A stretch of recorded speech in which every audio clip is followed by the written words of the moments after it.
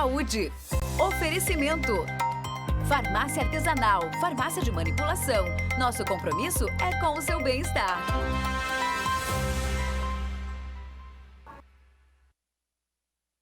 E como eu já havia dito, né, adiantado o nosso assunto, vamos estar falando sobre tabagismo aqui no seu Fala Cidade. E é claro, a partir de agora eu quero a sua participação, o doutor Eduardo, nosso parceiro de sempre por aqui, e também o doutor Joab, né, vão estar explicando um pouquinho mais sobre o assunto que é de extrema relevância, né? Só explica para iniciar, doutor Eduardo, primeiramente, seja bem-vindo também aqui ao Fala Cidade.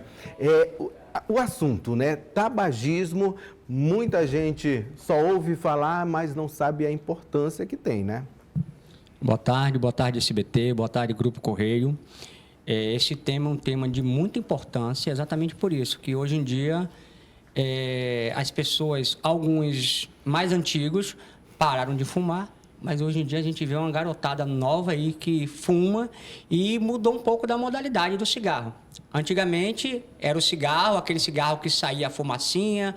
Hoje em dia nós temos os cigarros que são tecnológicos e parece que esses cigarros que são tecnológicos, eles não têm, que eles não são nocivos e pelo contrário, eles são altamente nocivos e muitos deles muito mais nocivos do que o cigarro comum ou tradicional que sai aquela fumaça. E a preocupação é tão grande, né, doutor, porque por mais que as pessoas, às vezes a gente vê artistas, né, que dizem que pararam de fumar há 40 anos, há 30 anos, mas que a causa da morte, às vezes, está relacionada exatamente a essa questão, né? Sim, perfeita observação. O que acontece? Quando a pessoa deixa de fumar o seu primeiro cigarro, digamos, a pessoa para de fumar hoje. Essa nicotina vai sair do corpo do paciente com 48 horas. Agora, existem alguns danos que foram causados pela nicotina, não somente a nicotina, como outros produtos que foi ingerido através dos cigarros, que esse vai ficar no corpo e para ser considerado que uma pessoa já não é mais fumante, em média 10 anos. Né? Então, a gente tem que começar a observar bem e prevenir, acima de tudo, né, doutor Joab? Mais uma vez, seja bem-vindo aqui no nosso programa, pela primeira vez, né? Pelo menos comigo. E então, traga aí para a gente a melhor forma, né? Ou melhor, o que pode causar o tabagismo na saúde da pessoa? Olá, boa tarde a todos, cumprimento a todos, agradeço por essa oportunidade de estar aqui com vocês e realmente é um tema muito importante, muito relevante nos dias atuais e o que a gente tem como conhecimento a respeito dessa prática, né, desse vício, ele afeta diversas áreas da convivência do ser humano e também relacionado a alterações, né, fisiológicas do seu estado de saúde. O que se sabe é que existe um aumento, um incremento na incidência de vários tipos de câncer, dentre eles o câncer de bexiga, câncer de pulmão, câncer de estômago, de esôfago. Nós temos também indicadores relacionados a aumento da incidência de AVC, de problemas cardiovasculares. Então, quando nós vamos falar do tabagismo, da presença da nicotina em relação ao ser humano, o quadro é muito triste. E a gente vê aí, através do que o doutor está falando, é uma lista infinita, né? Que às vezes a gente, sem fazer absolutamente nada, a gente consegue ter doenças. Imagine não fazendo isso, né, doutor? E a gente vê, o senhor até disse, que a gente vê muitos jovens, adolescentes, inclusive, entrando nesse mundo aí, achando uma modinha, mas eles entram na modinha, contudo, no final, eles se encaixam já no vício, que durante a juventude é muito mais difícil de largar, né? Já foi constatado que os cigarros tecnológicos, eles são muito mais nocivos do que os cigarros tradicionais. porque dentro deles contém um nível de nicotina praticamente dobrado, muito maior. E dentre esses problemas que esses pacientes têm, além das doenças como câncer de pulmão, câncer de bexiga, como o Dr. Joab falou, existe também o vício. A maioria desses pacientes, eles começam a adquirir uma fissura por cigarro. Então, é muito importante a gente saber identificar quando uma pessoa está disposta a parar de fumar. Porque existem pessoas que elas só dizem que precisam parar, tem pessoas que falam que algum dia vão parar de fumar, mas tem outras pessoas que falam assim, não, eu realmente estou determinado a parar de fumar. Então, quando vamos fazer essa avaliação a nível de consultório, a nível de ambulatório, nós questionamos esse paciente e também nós fazemos alguns testes para ver se esse paciente realmente ele tem um desejo, ele chegou ali disposto a parar de fumar. Então, quando nós encontramos esse paciente, a primeira coisa que nós temos que fazer é incentivar esse paciente, como por exemplo, parabéns pela decisão, estamos aqui para te apoiar e vamos iniciar um tratamento, porque para cada paciente específico, existe um determinado tratamento específico. E esse tratamento aí, claro, tem que ter, como o senhor disse, à disposição da pessoa que já é considerada viciada, porque se ela não consegue parar, né, sozinha, sem auxílio nenhum, já tem aí essa questão do vício. Mas esse tratamento costuma ser longo, doutor? Como é que é? Então, cada paciente, existe paciente que o tratamento é longo e existe paciente que o tratamento é mais rápido. Por quê? Existem algumas formas de tratar. O primeiro passo para a gente definir o tratamento é qual é o nível de dependência que esse paciente tem da nicotina. Imagina você um paciente que ele é uma pessoa que ele é gerente de banco e que ele tem um nível de vício altamente grande. Então, ele é gerente do banco, imagina, toda hora ele vai ter que se levantar dessa cadeira para fumar um cigarro. Então, cada vez que ele se levanta para fumar um cigarro, significa que ele deixa alguma coisa para trás. E algumas pessoas são demitidas pelo excesso de levantadazinha, porque em algumas empresas, elas determinam um local durante o dia e quantas vezes esse funcionário vai poder se levantar para poder fumar. E aí, as coisas vão fluindo, né? E é exatamente esse vício que as pessoas percebem e aí procuram o atendimento, né, doutor? Sim, é muito importante considerar uma abordagem individual, como o nosso doutor estava falando aqui, e nessa abordagem parabenizar essa pessoa que tomou a decisão, a iniciativa de realmente querer mudar. E nessa abordagem, um dos primeiros passos ali na consulta, na UBS, próximo da sua casa, você tem acesso, o SUS apoia esse paciente, então você vai ter ali inicialmente uma escala, a gente chama escala de Fagerstrom. Essa escala ela vai abordar o nível de vício. Então, nosso querido telespectador pode se perguntar, como eu vou saber se eu sou uma pessoa que tem um alto nível de vício em relação à nicotina? Então, você tem que fazer algumas perguntas, dentre elas, quantos maços de cigarro fuma por dia? Dependendo da quantidade diária, você já tem ali um dado importante. Se esses cigarros são fumados inicialmente, preferencialmente, pela manhã, e se o seu primeiro cigarro seria fumado nos primeiros 5 minutos ao despertar. Então, essa pessoa ela já tem ali um alto nível de vício, e a abordagem dela, inclusive, vai requerer até mesmo um tratamento farmacológico. Então, uma vez identificando esse nível de vício, a gente vai partir para abordar a questão da motivação do paciente, se ele realmente está engajado, até porque existem algumas contraindicações para pacientes que ainda estão modulando nesse desejo. Gradualmente, a gente vai reduzindo a carga tabágica diária, até chegar um momento de parar definitivamente, e aí nós vamos ter os adesivos transdérmicos, vamos ter a goma, vamos ter também algumas medicações. Então, atualmente, existe toda uma linha de tratamento. Reconhecendo esse paciente, é possível mudar, é possível se libertar desse vício e ter uma vida saudável, uma vida tranquila. Então, essas informações que estão sendo dadas por aqui, eu tenho certeza que nós temos telespectadores de todos os tipos de idade, inclusive, fumantes, não fumantes. E aí a gente entra naquela seara do não fumante, mas está perto dos que fumam, doutor, né?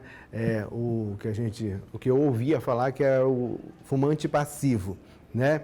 E como é que fica nessa questão esse tipo de pessoa que está ali perto, que convive com pessoas que são fumantes e não se preocupam com o outro, essa que é a verdade? Esse tipo de pessoas, os famosos fumantes passivos, eles estão fumando, ou pior ainda, vão se tornar fumantes igual aqueles que não estão sendo... os pacientes passivos vão se tornar igual aos pacientes que são ativos, entendeu? Porque ele está num ambiente fechado, ele está inalando aquela fumaça e está entrando também para os pulmões dele e não está saindo, porque o fumante passivo, ele inala e bota para fora. E o fumante passivo, ele está ali inalando, e ele não está colocando para fora, ele está indo para o pulmão dele. Por isso que hoje em dia, parece que não, mas o Brasil, ele tem uma política contra o tabagismo altíssima, através de políticas sanitárias, políticas de saúde. Hoje em dia, por exemplo, diferentemente dos Estados Unidos e de outros países, o Brasil é altamente proibido você fazer propaganda de cigarro na televisão. Antigamente se fazia propaganda de cigarro. Hoje em dia, com as políticas sociais, você não pode fumar mais em qualquer local, não pode ser mais transmitido através dos meios de comunicações a propaganda. Além disso, existem locais adequados para fumantes, para poder preservar aqueles fumantes passivos. E tem toda essa questão, né, de antipublicidade que as marcas elas são obrigadas também a estampar ali na embalagem, né, a questão das doenças que podem ser provocadas pelo cigarro. Inclusive, através dessas embalagens, doutor Joab, tem algumas que mostram o pulmão, né? A situação do pulmão, como é que ele fica. E eu fico curioso para saber se realmente o pulmão fica daquela cor que se mostra nas fotos. Sim, realmente, retomando aqui a questão das formas de intoxicação pela nicotina, nós vamos ter o ativo, né? Nós vamos ter o passivo. Inclusive, recentemente também foi observada a presença de um terceiro ponto, que seria a pessoa que tem um contato no local, porque a nicotina ela passa por esse ambiente de fumaça e depois se instala nos objetos. Então, as pessoas têm a intoxicação por nicotina pela pele, só por estar no ambiente onde há um fumante ali. Meu Deus. Né? Então, é muito sério essa situação.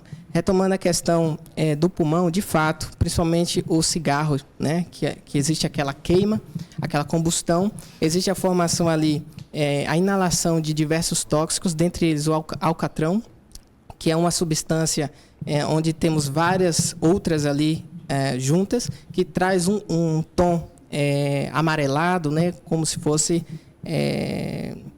esse tom amarelado, né, bem deteriorado mesmo. A presença também do monóxido de carbono, ele vai trazer piora na perfusão sanguínea, a oxigenação. Então, essa pessoa vai se sentir um pouco cansada. Inclusive, quando ela suspende o comportamento, né, de fumar, ela já sente uma melhora na respiração, a perfusão sanguínea, né? Então, de fato, sim, o pulmão consegue chegar daquela situação devido à incidência, né, aquela projeção do vício ali. E tanto que a gente percebe, né, meu povo, tem um filtro, né, o filtro do cigarro, a gente vê que já fica amarelado, eles tentam filtrar o máximo, mas pelo visto aquilo não funciona muito. Nós estamos aqui no canal no YouTube, onde as pessoas também interagem com a gente. A Leila diz o seguinte: boa tarde, eu gostaria de fazer uma pergunta. Meu esposo fuma e eu não fumo. E quando eu fico perto dele, solta a fumaça e fico com a garganta inflamada. Isso causa algum risco? É a pergunta dela e é o que a gente já tinha começado a conversar, mas é preocupante também isso, né, doutor? Principalmente porque existem pessoas que ela já tem algum problema respiratório, como asma, como faringite, como bronquite. Ela, em contato com essa fumaça, com certeza vai dar uma irritação na garganta, ela vai pegar uma laringite, uma faringite, e existe sim, exatamente. Imagina você, como o doutor Joab acabou de informar, se o local que o fumante fumou, Se você tocando, você já é contaminado através da pele, você consegue adquirir um grau de intoxicação pela pele, imagina você estar ali exposto à fumaça. Agora a gente imagina a situação da Leila, né?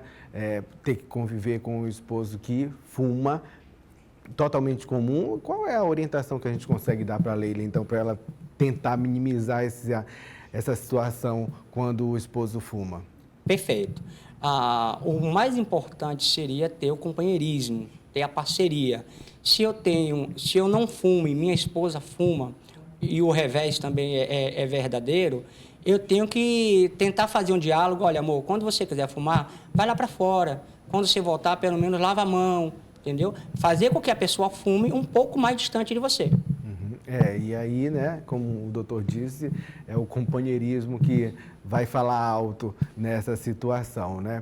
E doutor, a gente consegue perceber já algum sintoma de que realmente a nossa vivência diária com o cigarro já está nos prejudicando?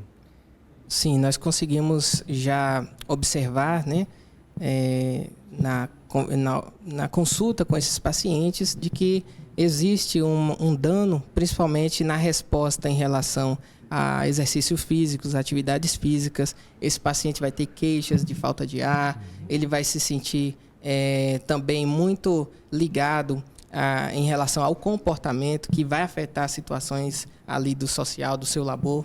Então, sim, nós vamos ter desde repercussões físicas, como também sociais, e isso vai culminar na vinda desse paciente ao nosso consultório para que possamos ajudá-lo. E voltando a esse caso dessa nossa querida telespectadora, é importante entender também o papel do apoio, né, do apoio familiar em relação a tentar motivar essa pessoa a abandonar esse vício, já que nós já sabemos que não faz bem, e há muitas pessoas que estão retidas nesse comportamento, não só pelo vício em si, mas também pelo hábito, ou seja, situações emocionais de estresse que leva a pessoa a buscar esse comportamento. Então, é uma situação multidisciplinar em que nós vamos ter vários profissionais atuando, inclusive a parte de psicologia também, né? Então, esse assunto é muito gigantesco, né? Se a gente pudesse ir desenvolvendo ele até. Mas, doutor, para a gente ter as nossas considerações finais aqui por conta do nosso tempo, as últimas palavras aí para os nossos telespectadores, orientação, né, para ter essa percepção, quanto é importante tentar, né, largar isso. Tá. A importância de largar, primeiro, é que aquela pessoa que é fumante ativa, ela tem 452% maior chance de adquirir câncer. E dentre os principais cânceres que o cigarro pode causar na pessoa é o câncer de boca, o câncer de língua, de laringe e de pulmão. São os principais, 452% maior do que uma pessoa que não fuma. Aquela pessoa que é ex-fumante, que fumou há 10 anos, ela tem cerca de 250% ainda de ter chance de ter um tipo de doença. Antes de encerrar, olha, chegou mais uma dúvida aqui. A Luísa Silva pergunta o seguinte: é recomendado aquelas fitas adesivas para largar o cigarro? E qual a eficácia do uso do adesivo? Realmente, ela bem lembrou, né? A gente até ouve propagandas sobre essa situação. Funciona, doutor Joab?